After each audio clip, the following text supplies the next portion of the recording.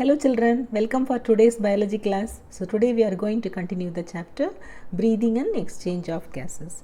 So today we are going to cover human respiratory tract functions and steps in respiration. Okay, now let us go inside the chapter. So first let us study regarding the functions of upper respiratory tract. So here mainly the upper respiratory tract, it is the passageway for respiration. It contains the receptors for smell receptors. Okay, it filters the incoming air because the air may contain various dust particles and all. It has to be filtered, otherwise all will go and settle inside lungs. So it may harm it. So that's why helping in filtering of the outside external air when it comes inside. Okay, and larger foreign material, if anything is there, it can be filtered, and it moistens, and apart from that it warms the incoming air also. So this is next one we are going to study regarding the lower respiratory tract. So what are the functions of lower respiratory tract? It is the lower respiratory tract, children. So along with the lungs and the trachea and other parts coming under this lower respiratory tract. So what are the functions? So here larynx, actually it maintains an open airway and it passes mainly the, so it may, apart from that, food and air maintains that. So how it has to be passed? When you are eating food, it will go inside esophagus. Otherwise if you are inhaling, it will go inside trachea. So for maintaining that it is helpful, and it assists in sound production also. And trachea, it transports the air to lungs, and apart from that it passes also to and fro. For both the way it is helpful. And bronchi, so it branches into lungs, and lungs it contains alveoli, and mainly it is helpful for exchange of gases.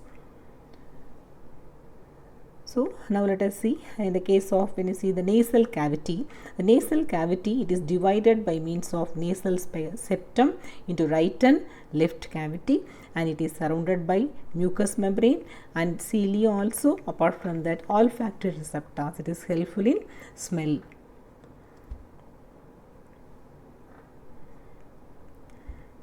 Okay, so here in the case of next one, let us see regarding epiglottis. So epiglottis, it acts as the lid or flap. Okay, it covers the larynx and trachea, and mainly that's why when you are taking food, it may not enter inside lungs, just to protect it.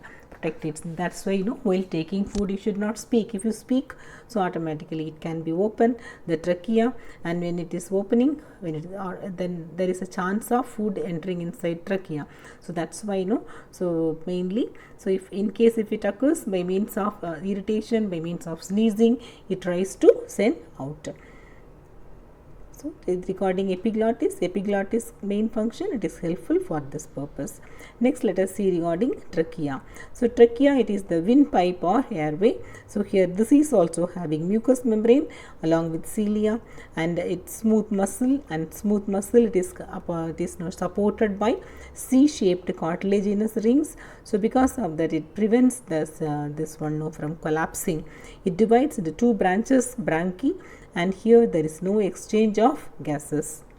So exchange of gases mainly it occurs in lungs only. Next one, bronchi. So bronchus is the singular. So C-shaped cartilage, once again here also you can see it supports. It's actually that is smooth muscle, it is making that, and the smooth muscle it is supported by the C-shaped cartilage, and each bronchi divides into bronchioles, and it terminates into air sacs called alveoli. The real exchange of gas, it occurs in alveoli. So alveoli are air sacs, and alveolar membranes are 1 cell thick, and it is surrounded by capillaries. Real exchange of gas, it occurs in alveoli. Okay. So the alveoli, because when you observe in lungs, lot of alveoli, the length of alveoli, when spread, it is much more. So that's why the efficiency of exchange of gases, it is possible. In thoracic cavity, the lungs, it is located inside the thoracic chamber. Okay, so the thoracic chamber, inside that the lungs is located, and it is supported by ribs. Okay, the ribs, it is giving the support. Actually it is airtight. When you observe, it is covered and it is airtight. So chamber, and when you see the lungs, there are right side 3 lobes are there, left side 2 lobes are there. Can you observe 3 lobe, and here 2 lobes are there. So next one, pleura. So when the lungs, it is covered by the membranous structure that you call that as pleura. Okay, two, there is inner and outer pleura. So inner pleura you call that as the parietal pleura, and the outer one you call that as visceral pleura, and in between the pleural space is there, the pleural cavity. It contains the lubricating fluid. Actually it absorbs the shocks when the lungs they are doing their function. So the pleural fluid, it has to be so sometimes when the infection occur, the pleural fluid there may be secretion of more pleural fluid, and sometimes they tell that the lung infection of lungs and all, sometimes the alveoli can be filled by filled by water. So due to infection, sometimes the pleural that is the fluid, that amount also can increase due to infections, lung infections and all. So next one, let us see regarding diaphragm. So diaphragm, this muscle structure, and it is separating the chest and the abdomen. So it is helpful in inspiration and expiration. While inhaling, exhaling, the movement of diaphragm, it is helpful for this purpose. During inspiration or inhalation, the diaphragm contracts. So then it increases thoracic space, then the air flows in, and during expiration or exhalation, the diaphragm relaxes and it decreases thoracic space and the air flows out. That like that, by means of contraction, it is helpful in inspiration, and by means of relaxing, it is helpful in expiration or exhalation. Diaphragm, that is helpful in both inhalation and exhalation. So of lungs, that is actually simply by contracting, so it can occur.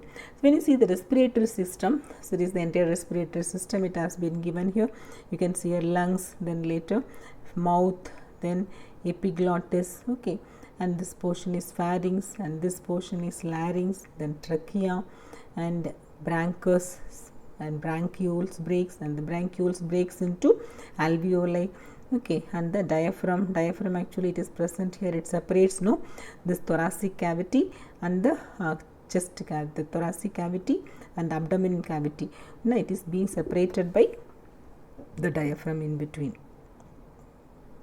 So the organs in respiratory system, so different functions it has been given, whatever we studied.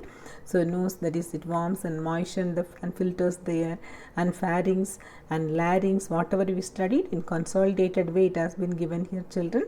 You can go through that, whatever we studied only in tabular form it has been given. So when the entire respiration, it involves the following steps. What are the main 5 steps in respiration? First, it is breathing, that is simple pulmonary ventilation, by means of which atmospheric air is drawn in, okay, and the carbon dioxide alveolar air is released out. And next, diffusion of gases. Now it occurs in alveoli. And next, after diffusion, transport of gases, that is the main oxygen, it is transported by blood to various tissues, and there cellular respiration occur. When the cellular respiration occur, then breakdown of food occur. Carbon dioxide is released, and the carbon dioxide, and what it is released, it has to be diffused, and it carried by the blood, enters inside the blood, then after diffusion, and later it goes to lungs for release of carbon dioxide out. Okay, so these are the different steps in respiration. So this only we are going to study the different steps in respiration. How does it occur? In the coming part of the chapter, we are going to discuss in detail. Okay, thank you children. We will meet in the next class.